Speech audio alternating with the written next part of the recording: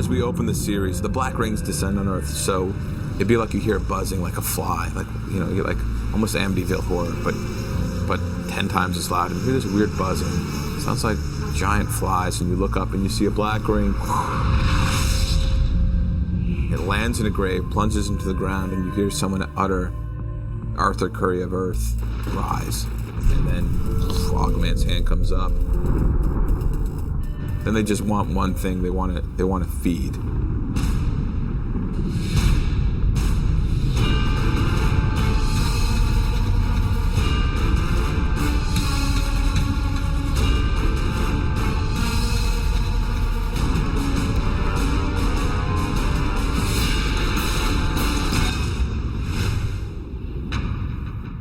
The dead shall rise. Very simple concept, but very complex story. The skies will go dark, light will be extinguished, and the black skies will descend upon everybody. And the Blackest Night subsequently the series is about what that darkness is. Over the last several years, there has been a lot of story that's gone on which have mainstay characters of the DC Universe have died. Because there's been so much death, that means there's a lot of bodies buried. And with a lot of bodies buried, that means a lot of bodies can rise. All the various emotions that exist, the Black Lanterns feed on. And the ultimate prophecy of the Black Lanterns is that they put out all the lights of the various cores. So the Blackest Night,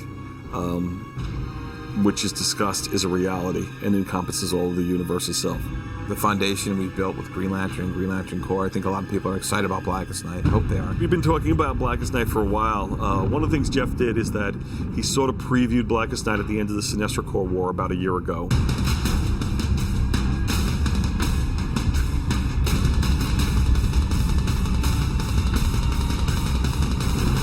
There's going to be resurrections now due to the Black Rings permeating Earth that will bring up characters that we haven't seen in quite a while in a new and interesting zombified way.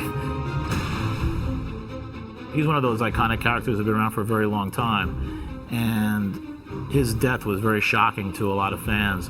He's the spirit and the soul of the Justice League.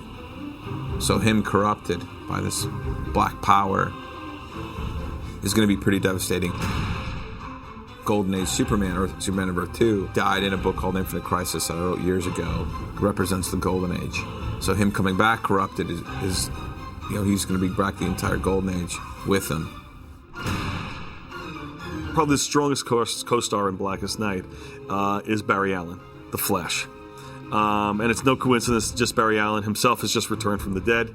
We're experiencing another series right now called Flash Rebirth, also being written by Geoff Johns. And in Flash Rebirth, Barry questions what his purpose is. Why did he have to return? Why is he back from the dead? It's not something he willed himself for, and he starts to wonder whether or not one of the reasons why he returned is to confront the problems and the challenges and the threats of the Blackest Night. We definitely wanted to make sure that all the big guns of the DCU and all the recognizable characters are front and center in Blackest Night, and they are.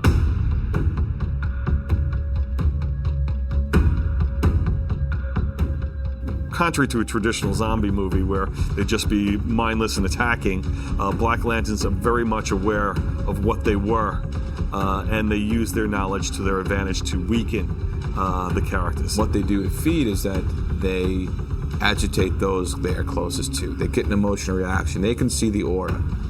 So they can see, if you're feeling terror, they can see that yellow glow. And they'll agitate you to a state of very high emotion, and they'll literally take your heart and consume it. The ring will just consume your heart.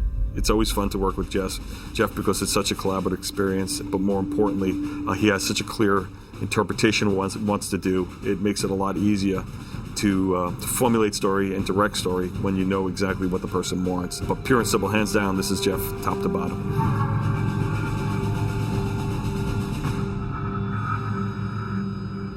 When you're reading Blackest Night and you see the Black Lanterns attacking somebody, you'll see their POV. Like all good horror films, you see a POV. So you'll see what state their target is in, whether they're feeling love because they see a loved one return, or rage, or fear. And a lot of the storytelling is set up in the way a horror movie would be told, with creaky doors and characters existing in the shadows and the dead rising in graveyards and things like that. They don't look very healthy. The Black Lanterns aren't very like, hey, what's up? They are somewhat decayed, like zombies. They're if their bodies are too deteriorated, they're rebuilt by the Black Ring, but they are really messed up. You'll know right away it's not specifically your loved one, but there will be something horrific about it, and also a little like, are they back? Is that them? How does this work?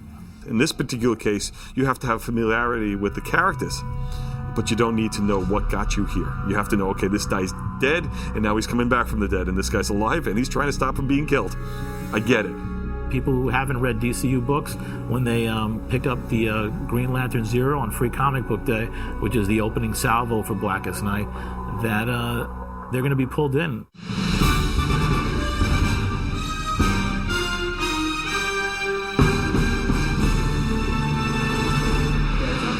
Comic Book Day is a national event. It's actually a worldwide event now.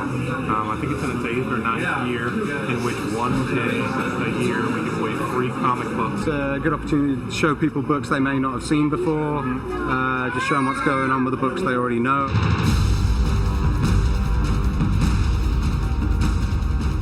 Geoff Johns' Blackest Night story is the most anticipated thing out of DC, and frankly, even in comics right now. I hope this gets people who haven't read the DC Universe for a while, or who haven't read comics, like, to check it out and see what a superhero story can be. You went to New York Comic Con and you see people with different colored shirts on, Red Lantern shirts, Orange Lantern shirts. Everyone wants to customize what they have. Everything's individual. People are excited because it's an interactive story. They get to choose and be involved in the story as much as they get to read it. Where we stand to date is that all the core have been working apart from each other and working independent of each other and barely aware of each other. They know about the Black Lanterns, but this is the first time the Black Lanterns have ever manifested in the DC Universe.